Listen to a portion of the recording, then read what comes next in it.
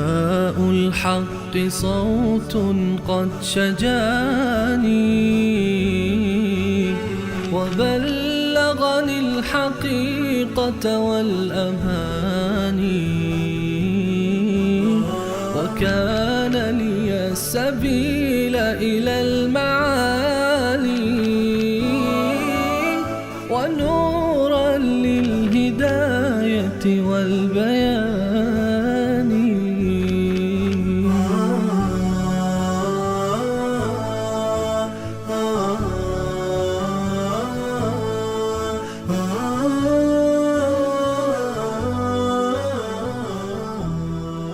بسم الله الرحمن الرحیم. اللهم صل علی محمد و علی آل محمد كما صليت على ابراهیم و علی آل ابراهیم انك حمید مجید و بارک علی محمد و علی آل محمد كما بارکت علی ابراهیم و علی آل ابراهیم انك حمید مجید. عرض سلام دارم و ادب و احترام خدمت همه شما خوبان و سروران. امیدوارم هر کجا که هستید توفیقات روز افزون الله متعال قرین راهتان باد و هر روز و هر لحظه زندگیتان در عبادت الله متعال زیباتر از روزها و لحظات گذشته آن سپری گردد. الله را بی‌نهایت سپاسگزاریم از اینکه بار دیگر بر من و شما منت نهاد تا در برنامه دیگر همراه شما خوبان و سروران باشیم و ترجمه آیاتی دیگر از کلام الله مجید در سوره مبارکه العلق یا سوره مبارکه اقرا.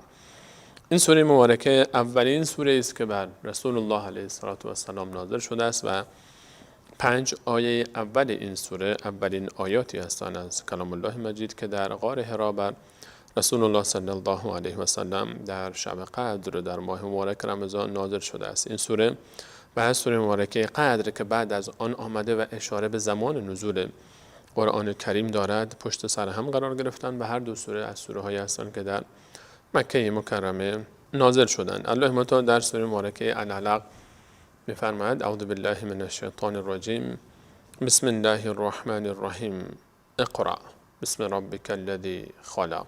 بخوان. این دستور اولین کلمه است که از قرآن کریم نازل شده است. اولین کلمه‌ای که الله متعال از قرآن کریم نازل کرده است دستور اقرأ است. بخوان.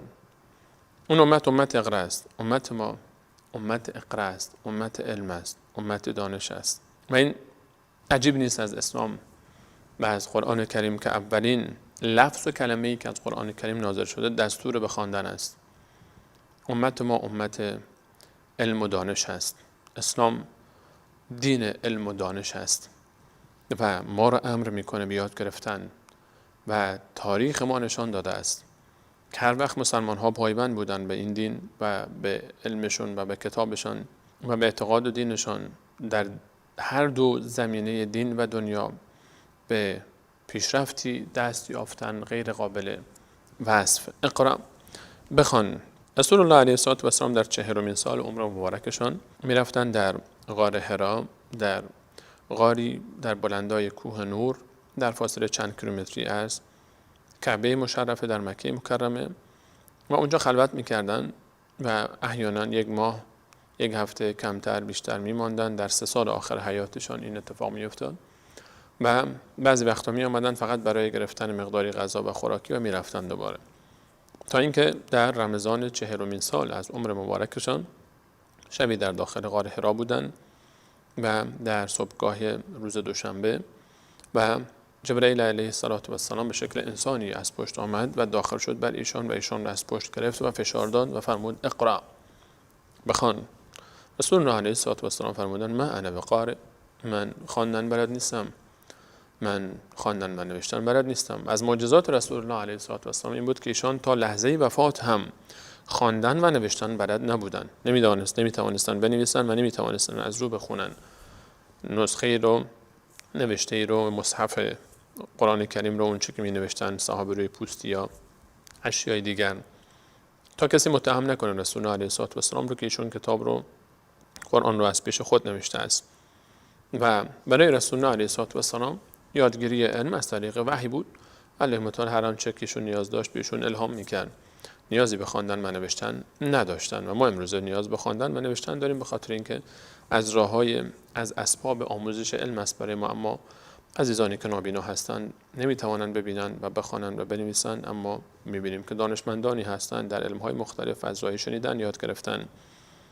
خواندن و نوشتن یکی از راه‌های یادگیری است که برای رسول الله علیه السلام به خاطر اینکه معجزه باشد قرآن کریم این اتفاق افتاد که نمیدانستند خواندن و نوشتن رو.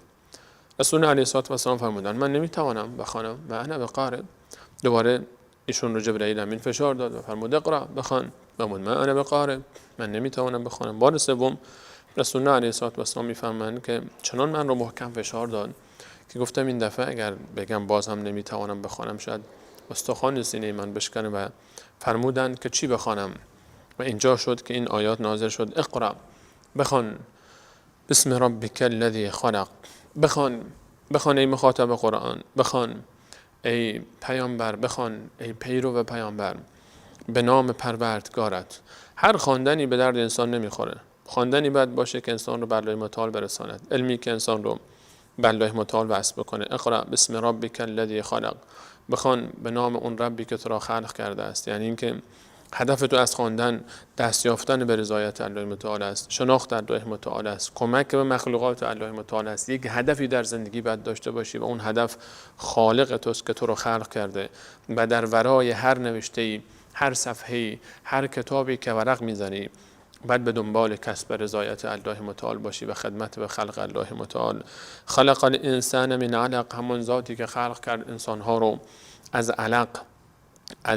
اینجا خود این آیات اشاره به یادگیری علم خلقت الله متعال دارد، همون علمی که پزشکی ازش یاد میشه یا زیست شناسی ازش یاد میشه که مرتبط است به بحث خلقت انسان‌ها و موجودات دیگر. خلق الانسان من علق، خلق کرده انسان رو از لخته گوشت. انسان وقتی که در رحم قرار میگیره، نطفه در رحم مادر، نطفه تبدیل میشه به یک تیکه گوشت، اول لخته خون و بعد تیکه گوشتی و بعد الله متعال به اون لخته خون اشاره می‌فرماید علق. این سوره هم به همین نام هست، چون حقیقت انسان همون ابتدا اون مرحله رو همه انسان طی کرده تا مغرور نشه. انسان فراموش نکنه که کیست. انسانی که علم یاد میگیره فکر نکنه که خدای عالم است و گمان نکنه که این دنیا خالقی ندارد و خودش رو فراموش بکنه. تویی که میگی خود دنیا خالقی ندارد، تو یک لخته خون بودی، حالا اومدی میگی دنیا خالقی ندارد. تو خودت از کجا وجود آمدی؟ چطوری خلق شدی؟ یک فکر بکن این چیزهایی که تو یاد میگیری بعد تو رو برسونه به این حقیقت. علمی که یاد میگیری بعد تو رو به خداوند برساند. اقرأ و ربک الاکرم، بخوان ای پیامبر ما، گرچه تو خواندن بلد نیستی اما پروردگار تو گرامی است و بسیار کریم است. بخوان، تلاش بکن، شروع بکن به یادگیری ای مخاطب قرآن، ای کسی که پیرو رسول الله علیه السلام هستی. هیچ وقت از یاد گرفتن ناامید نشو، بخوان با توکل به اللهی که کریم است، بخوان با تأسی از کرم الله متعال و از او بخواه که تو رو کمک بکنه. به تو یاد خواهد داد، توانایی خواهد داد، قدرت خواهد داد، صبر خواهد داد و برای تو آسان خواهد کرد. یادگیری علم رو الذی علم بالقلم، آن ذاتی که با قلم یاد داد به مخلوقات خودش علم رو. قلم وسیله نگهداری علم است. الله متعال ما سوره‌ای به نام قلم هم داریم و قلم گرامی است، چون آنچه که می نویسد و وظیفه سنگینی داره قلم به هر آنچه که قلم می نویسد بازخواست خواهد شد. هر آنچه نوشته میشه ثبت و ضبط میشه. انسان باید وقتی قلم به دست میگیره مواظب باشه که این شیء کوچک تأثیر عظیمی دارد. چه جنگ ها که راه نمیفته به خاطر یک نوشته، چه مشکلاتی که ایجاد نمیشه و یا نقطه مقابلش چه خوبی ها و چه خیرها و چه سوال ها که با یک پیمان، با یک امضای یک قلم اتفاق نمیفته. مواظب باش وقتی قلم به دست میگیری چی مینویسی. چیزی بنویس که خدای تو رو راضی بکنه، خالق تو رو راضی بکنه. علم یاد بگیر که در راه خالق خود از اون استفاده بکنی. علم الانسان ما لم یعلم، الله تعالی به انسان چیزهایی آموخت که نمیدانست. ما انسان ها روز به روز چیزهایی یاد میگیریم که قبلا نمیدانستیم و اینها همه فضل الله تعالی و کرم او بر ماست. کلا ان الانسان لا یطغى، هرگز این گونه نیست که شما گمان میبرید که حساب و کتابی نباشد، آفرینش دوباره‌ای نباشد، خالقی نداشته با آسمان ها و زمین. این گونه نیست. پرهیز کنید از اینکه علمی که یاد میگیرید شما رو به این سمت بکشاند. مواظب باشید مغرور نشید. انسان وقتی که ان الانسان لا یطغى، انسان طغیان میکند. الرآه استغنى، وقتی که خود رو بی نیاز میبینه. این گونه نشه که مواظب باش. وقتی که علم یاد گرفتی مغرور نشی. وقتی که دانشمند فیزیک شدی و یا شیمی شدی و یا نجوم شدی و یا ریاضیات شدی و یا هر علم دیگری و پزشک شدی و آن چیزی که تو یاد گرفتی اینها رو تو خلق نکردی، این فرمول ها رو تو به وجود نیاوردی، این قوانین و معادلات رو تو به وجود نیاوردی، بلکه تازه فهمیدی که الله متعال در بعضی از مخلوقاتش چه قوانینی گذاشته است. این مخلوقاتی رو که الله متعال در همه اینها قوانین عظیمی دارند و تو نمیدانی، تو بعضی از این مخلوقات رو تازه بررسی کردی و بعضی از این قوانین و معادلات رو به دست آوردی و اینها در برابر آنچه که الله متعال میداند هیچ حساب نمیشه. حالا تو نشه که فکر بکنین چون 4 تا قانون و معادله یاد گرفتی میتونی که بیای و با این قانون ها و معادلات خودت خالق خودت رو بسنجی و خالق خودت رو فراموش بکنی. اینها رو تو به وجود نیاوردی، اینها رو خداوند قرار داد. این قانون ها و معادلات و حساب کتاب هایی رو که وجود داره، این نظم و شگفتی هایی که وجود داره در همه علوم مختلف، اینها رو الله خالق اینهاست. الله اینها رو به وجود آورده. الله اینها رو قرار داده. تو تازه یک چیزهایی رو فهمیدی. ان الانسان لا یطغى ان رآه استغنى. انسان طغیان میکنه وقتی خود رو بی نیاز میبینه، وقتی فکر میکنه ثروت زیادی داره نیازی به کسی نداره، وقتی میکنه سلامتی داره و جوانی داره و شادابی داره و قدرت داره نیاز به کسی نداره، وقتی فکر میکنه که علم داره و توانایی داره و زیرکی داره و هوش و ذکاوت داره و نیاز به کسی نداره. انما اوتیته علی علم عندی. مثل قارون صدا به گلو میاندازه و به حنجره و بالا میاره صدای خودش رو فریاد میزنه، من به خاطر علم و هنر خودم اینها رو به دست آوردم، من نیاز به کسی ندارم. مواظب باش. ان الانسان لا یطغى ان رآه استغنى. انسان طغیان میکنه وقتی خود رو بی نیاز میبینه. یکی از اسباب گمراهی و ضلالت و طغیان این است که انسان خود رو بی نیاز میبینه. انسان فکر میکنه نیاز نداره به الله متعال، نیاز نداره به کسی دیگری، نیاز نداره به راهنمایی، نیاز نداره به دین، نیاز نداره به اینکه اعتقاد به خدا داشته باشه. کلا ان الانسان لا یطغى ان رآه استغنى. خود رو بی نیاز میداند. ان الی ربک الرجع. باز میگردی به پیش پروردگارت، همونی که تو رو از اون لخته خون آفرید. دوباره باز میگردی پیش الله متعال. مواظب باش، مغرور نشو. میمیری دوباره میری داخل قبر و در اون کفن تو نه مدرک تحصیلی تو رو با تو میبرن، نه ثروت تو رو با تو میبرن، نه کارت بانکی تو رو با تو میبرن، نه سویچ ماشین ها و ویله ها و خانه های تو رو با تو میگذارن ببرن. هیچ کدام از اینها رو با خود نمیبری. کفن تو جیب ندارد. اگر کفنی نصیبت بشه، ولقد جئتمونا فرادا كما خلقناكم اول مره. و همونطوری که تنها از شکم مادر لخت و عریان آمدی، همون گونه تنها در شکم مادر اصلی که زمین است لخت و عریان با کفنی که دورت پوشاندن برمیگردی. در این دنیا فقط آنچه را که کسب کردی و فرستادی پیش خودت در آن دنیا و عبادت کردی با خود میبری، نه آنچه که در این دنیا از مال دنیا کسب کردی. هر آنچه که به این دنیا و این دنیا ربط داره، مال دنیا، جمال دنیا، ثروت دنیا، همه رو میگذاری. آنچه رو که برای آن دنیا پیش فرستادی اونها رو فرستادی، میری و اونها رو روبرو خواهی شد. فملاقی، ملاقات خواهی کرد با آنچه که پیش فرستادی. آنچه که پیش فرستادی اونها رو ملاقات خواهی کرد. مواظب باش. ان الی ربک الرجع. ارأیت الذی ینهی عبدا اذا صلى. آیا ندیدی اونهایی رو که نهی میکنن، انسانهایی رو که وقتی نماز میخوانن. یکی داره نماز میخوانه، این انسانی که مغرور شده به خیال خودش علم یاد گرفته، جناب دکتر، جناب مهندس، جناب پروفسور، جناب خربان، جناب فلانی و علان و بلان، حالا دیگه این مدرک های فاخر و این استاد دانشگاه چنان مغرور شده که خداوند رو فراموش کرده و فکر میکنه نماز خواندن کار بیهوده است. فکر میکنه که کسی عبادت میکنه، خواهری که حجاب میکنه، کسی که التزام به دین داره، این گمراه است، این در راه بیرون رفته، این یک شخصیت عقب مانده است. این رفتار دینی او در این مجال آکادمی نمی گنجه. این شخصیت یک شخصیت عقب مانده است. ارأیت الذی ینهی عبدا اذا صلى. آیا ندیدی اون کسی رو که نهی میکنه مردم رو وقتی که نماز میخوانن، نماز خواندن رو هم منع میکنه و تمسخر میکنه. اون کسی رو که با الله خودش ارتباط برقرار میکنه، اون کسی که شناخت علم او رو بیشتر با الله متعال آشنا کرده، هرچی علم بیشتر یاد میگیره تواضعش بیشتر میشه و میره پیش الله متعال سر به سجده میگذاره. این انسان نادان و ناآگاه میاد و اون رو منع میکنه. ارأیت ان کان علی الهدى او امر بالتقوى. بگو به من، اگر اون کسی که نماز میخوانه بر مسیر حقیقت و حق باشه و امر بکنه به تقوا، امر بکنه به خیر و نیکی، امر بکنه به معروف و نهی بکنه از منکر، باز هم شما جلوی او رو میگیرید؟ چرا این کارو میکنید؟ ارایت ان کذب و تولی، و من بگویید اون کسی که تکذیب میکنه و روی گردان میشود، الم یعلم بان الله یرا، آیا نمیداند که الله متعال آن را میبیند؟ آیا نمیداند که الله متعال همه آنچه که انجام میدهید رو ثبت و ضبط میکنه؟ الم یعلم بان الله یرا، این قانون است، این یک قانون زندگی است. الم یعلم بان الله یرا، آیا بنده ها و انسان ها نمیدانند که الله متعال آنها را میبیند؟ الله متعال همیشه ما رو میبینه. ما وقتی که یک جای دوربین گذاشته میشه، انسان وقتی وارد فضایی میشه که دوربین داره، حواسش رو جمع میکنه، چون دوربین داره، این دوربین ضبط و ثبت میکنه و فیلم انسان پخش میشه جای دیگری. انسان وقتی جلوی دوربین قرار میگیره، حواسش جا هست، به حرکاتش، به رفتارش، به نشست و برخاستش، به صحبت‌هاش، همه چیزش رو بعد حساب کتاب داشته باشه، چون دوربینه، چون مردم میبینن، چون دیگران میبینن. الم یعلم بان الله یرا، آیا انسان نمیداند که الله متعال او را میبیند؟ این قانونی است که هیچ قدرتی، این تأثیری داره این قانون بر انسان مسلمان که هیچ قدرتی، هیچ ثروتی، هیچ لشکری، هیچ حکومتی، هیچ تکنولوژی نمیتونه که همچین تأثیری رو ایجاد بکنه در وجود انسانها به مانند این آیه و ایمان به این آیه. انسان مسلمان خود به خودش رو مراقبت میکنه، نیاز به دوربین نداره، نیاز به این نداره که دوربین های امنیتی مختلف گذاشته بشه.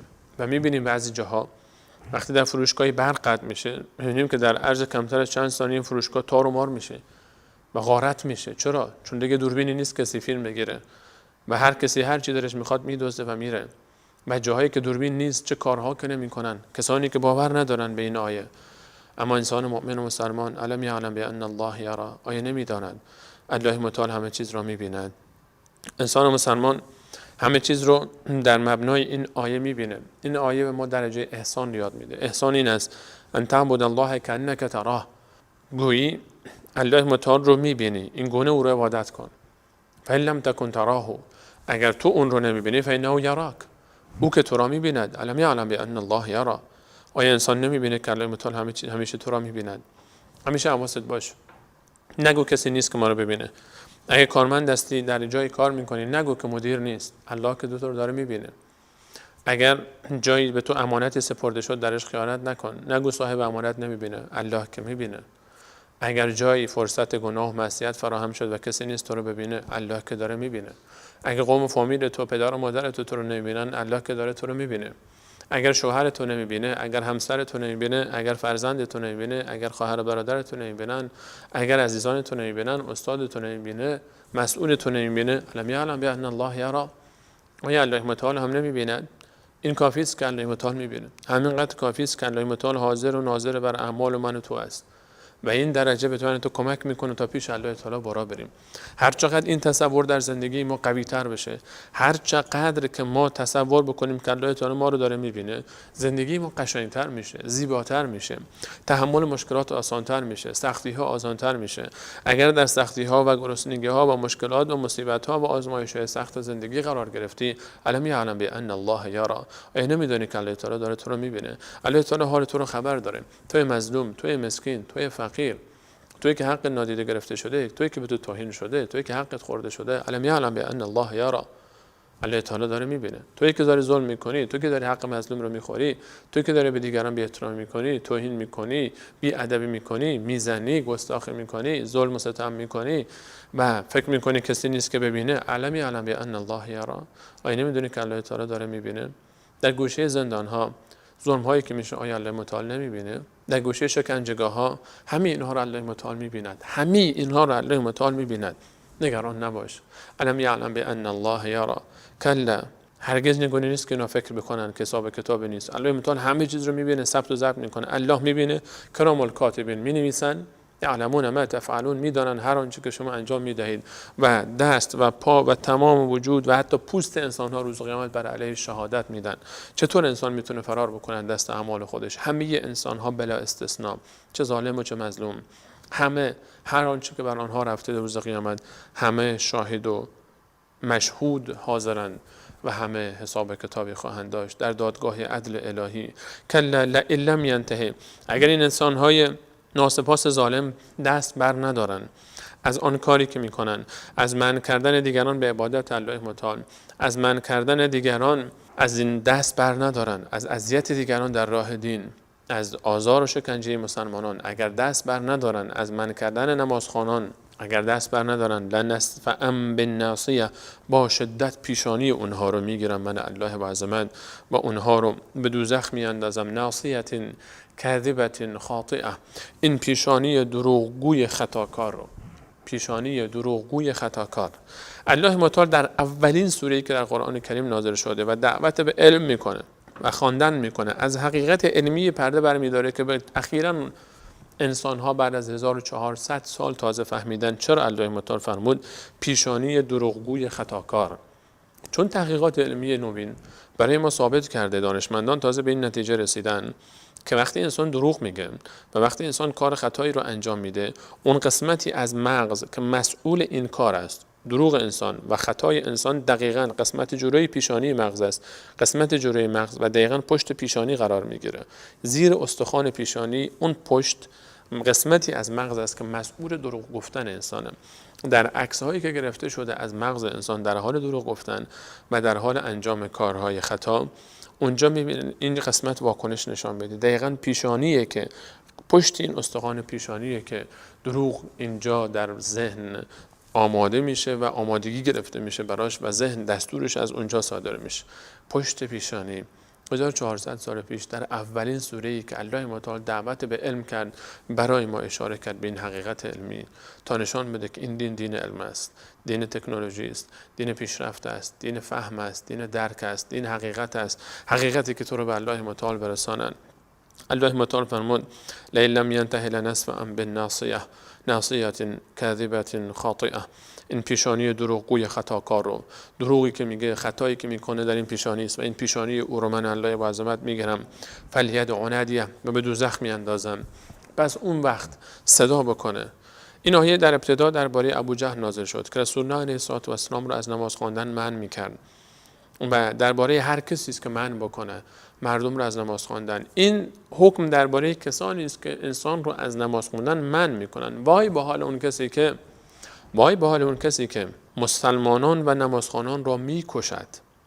این کسی که منع میکنه این بلا سرش در میاد و به دوزخ خواهد افتاد. اون کسی که نمازخوانان و نمازگزاران را میکشه و عذاب میکنه، چه بلایی سر اونا خواهد آمد. کلا لئن لم ینته لنسفعا بالناصیه ناصیه کاذبه خاطئه فلیدع نادیه.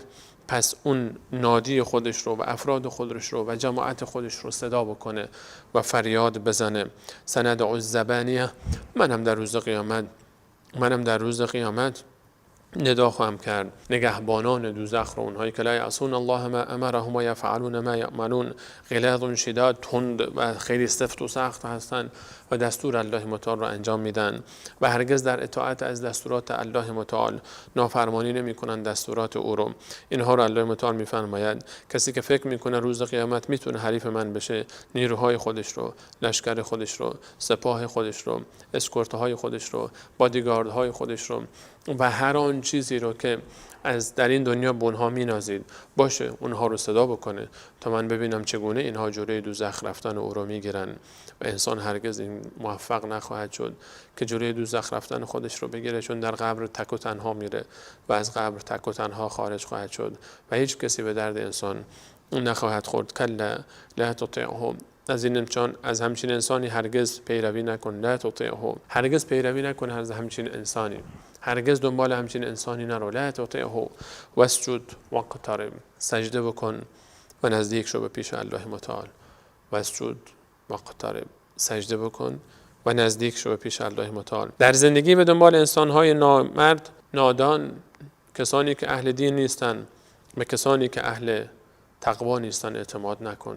با اینها همنشین نشو، از اونها اطاعت نکن. واصبر نفسک مع الذین یدعون ربهم بالغداة والعشی، با کسانی بنشین و اونجا همراه اونها باش که صبحگاه و شامگاه پروردگارشون رو عبادت میکنن. ولا تطع من اغفلنا قلبه عن ذکرنا واتبع هواه، و اون کسی رو که قلب اون رو از ذکر من غافل ساختیم اونها رو پیروی نکن. کسی که قلبش از ذکر من الله و تعالی غافل است، با اون همراه نشو، از اون اطاعت مکن.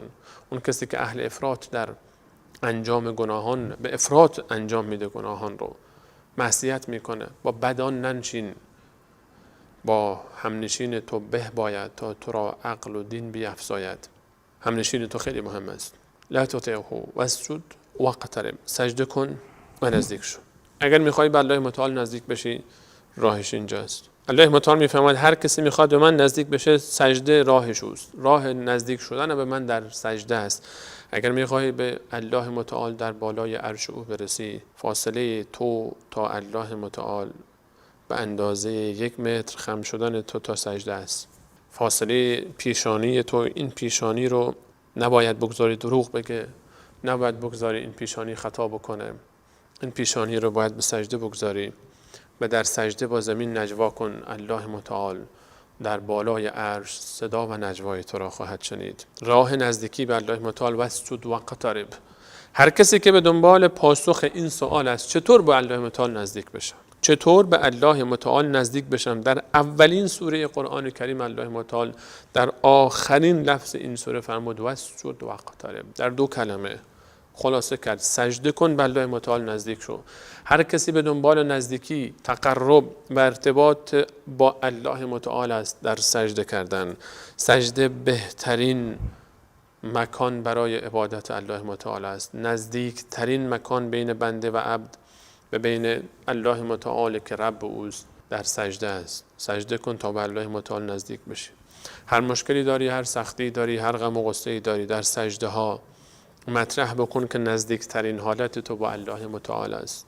در دل شب وقتی انسان آرام میگیره، به سجده بیفت، به سر به سجده بگذار و با الله متعال نجوا کن که نزدیکترین حالت تو با الله متعال است. سر به زمین میگذاری و به آسمان ها پرواز میکنی. الله متعال این سجده رو اونقدر دوست داره که میفرماید نزدیک شدن به من در سجده هاست. نزدیکترین حالت بنده با الله متعال وقتی است که در سجده است. سجده ها تو طولانی کن، این نزدیکی رو بیشترش کن، پررنگش کن. اگر میخوای که رابطه تو با الله متعال زیباتر بشه، سجده های خود رو بیشتر کن، بیشتر نماز بخوان، سجده ها رو طولانی بکن، در سجده ها دعا بکن، در سجده های خودت اشک بریز. به والله وقتی انسان در اوج سختی ها و مشکلات و غم ها و غصه ها سر به سجده میگذارد و پیشانی به خاک میمالد و اشک میریزد، وقتی این سر رو بلند بکنی آرام است. دیگه این مشکلات و سختی ها رو فراموش میکنی، دیگه اون غم و غصه ها رو فراموش میکنی، دل میسپاری به اللهی که خالق همه چیز است. الیس الله بکاف عبده، آیا الله متعال بر بندش کافی نیست؟ و من یتوکل علی الله فهو حسبه. هر کسی بر الله متعال توکل کنند، الله متعال برای او کافی است. سجده ها رو دریاب، سجده های خودت رو طولانی بکن، با سجده تجدید رابطه بکن، معنای سجده رو بفهم و لذت ببر از سجده های خودت تا نزدیک بشی به الله متعال. واسجد واقترب، سجده بکن و نزدیک شو. تفاوت کسانی که از الله متعال دورن و کسانی که به الله متعال نزدیکن در سجده های اونهاست. واسجد واقترب، سجده بکن و نزدیک شو به الله متعال. هر چقدر از سجده کردن پیش الله متعال انسان فاصله گرفت، به همین اندازه از خود الله متعال فاصله میگیره و هر چقدر به سجده کردن نزدیک شد، سجده هاش بیشتر شد، طولانی تر شد، همینقدر به الله متعال نزدیکتر میشه، مقربتر میشه و بهتر و بهتر میشه رابطش با الله متعال. سجده های خودت رو محکم بگیر. چرا در سجده انقدر عجله میکنی؟ چرا نوک میزنی بلند میشی؟ اونجا محل نزدیک شدن است، اونجا محل لذت بردن است، اونجا محل نجوا کردن است، اونجا محل تقرب با الله متعال است، اونجا محل درد دل کردن با الله متعال است. لذت ببر از ارتباط با الله لطیف غفور رحیم رحمان کریم، این ذاتی که ما رو به سجده کردن فرا میخواند تا در سجده او رو عبادت بکنیم. واسجد واقترب. در پایان سوره مبارکه اقرا الله متعال فرمود واسجد واقترب، در سوره که ابتدای او فرموده بود اقرا بسم ربک الذی خلق ابتدا و انتهای سوره من و شما میفهماند. خواندنی به درد تو میخورد. اقرأ بسم ربک الذی خلق. بخوان به نام پروردگاری که تو را خلق کرده. هر خواندنی به درد انسانیت نمیخوره. اون دانشمندی که سلاح میسازه برای کشتار انسانها، اون خلبانی که بمب میاندازه بر سر مساکن بیگناه، انسانهای بیگناه، خانواده‌های بیگناه، اطفال، زنان، پیرمردها و پیرزنها، اون پزشکی که وسیله پزشکی خودش رو، علم پزشکی خودش رو در راه سوء استفاده از بیمار خودش استفاده میکنه برای گرفتن مال بیمار، برای به دست آوردن جمال و زیبایی بیمار و سوء استفاده از آن. و یا اون کسی که در راه دین، حتی به نام دین، بر گرده مردم سوار شده و جان و مال و آبرو و ناموس مردم رو به غارت میبره به نام دین. هر کسی در هر لباسی علم یاد میگیره ولی خدمت نمیکنه به خلق الله متعال، ولی سوء استفاده میکنه، هدفش رسیدن به مال دنیاست، به جمال دنیاست، سوء استفاده از اون کسی است که در برابر او قرار میگیره. معلم در برابر شاگردش، دکتر در برابر بیمارش، مهندس در برابر مشتریش، ملا و آخوند در برابر کسی که پای منبر او مینشینه، همه و همه. اگر این علم انسان رو به وسود و اقترب نرسانه، وبال انسان است. علمی خوب است بخوان، علمی که انسان هدف این علم کجا باید باشه، پایان این علم به کجا باید برسه، پایان این خواندن باید به وسجد و اقترب برسه. اقرأ واسجد واقترب. بخوان حرف اول سوره، آخر سوره میفهمد واسجد واقترب. هدف تو از خواندن این است که به درجه‌ای تو رو این علم برسانه که به سجده بیفتی پیش الله متعال و قرب پیدا بکنی پیش الله متعال. اگر این کارو نکردی، اون موقع میشه پیشانی که به زمین مالیده نشود، پیشانی که به زمین مالیده نشود و در سجده های طولانی نماند. این پیشانی ناصیت کاذبه خاطئه، این پیشانی خطاکار دروغگویی است و این را الله متعال میفرماید نسمع بالناصیه، این رو من میاندازم این پیشانی رو به دوزخ. پیشانی که به خاک مالیده نشود در سجده، این پیشانی مستحق عذاب است. علمی که انسان رو به سجده نیندازد، این علم نیست، این هنر نیست، این نعمت نیست، این عذاب است و این وبال است. و این علم اون علمی نیست که الله متعال از ما میخواد. علم تو باید بسم ربک الذی خلق، به نام پروردگاری باشه که تو رو خلق کرده و تو رو به سجده بندازه در پیش الله متعال و تو رو به عبادت الله متعال مشغول کنه و تو رو نزدیک بکنه به الله متعال. اون علمی که در این سر جا گرفت، اون موقع این ارزش پیدا میکنه. این مغزی که پیشانی رو به خاک بمالد، اون پیش الله متعال ارزش پیدا میکنه و لذت پیدا میکنه و قرب پیدا میکنه. اما اون ناصیت کاذبه خاطئه، پیشانی دروغگوی خطاکار، جای او دوزخ است. و علمی که انسان رو به سجده نیندازد، این علم اون چیزی نیست که قرآن از انسان طلب می کند و الله از انسان طلب می کند و به درد انسانیت هم نخواهد خورد. چون ان الانسان لا یطغی ان رآه استغنی. انسان اگر همچین علمی به دستش آمد و افساری نداشت او رو مهار بکنه، الم یعلم بان الله یری رو باور نداشت، این انسان طغیان میکنه و تمام دور بری ها رو فدا میکنه برای به دست آوردن اهداف خودش. امیدوارم الله متعال من و شما رو فهم صحیح این آیات و عمل به آن رو هدایت بفرماید تا از اولین سوره‌ای که در قرآن کریم نازل شده آن درسایی رو که باید بگیریم و به این معنا برسیم واسجد واقترب. تا برنامه بعد همه شما عزیزان رو به الله متعال میسپارم. الله یار و نگهدارتون. السلام علیکم و رحمت الله و برکاته.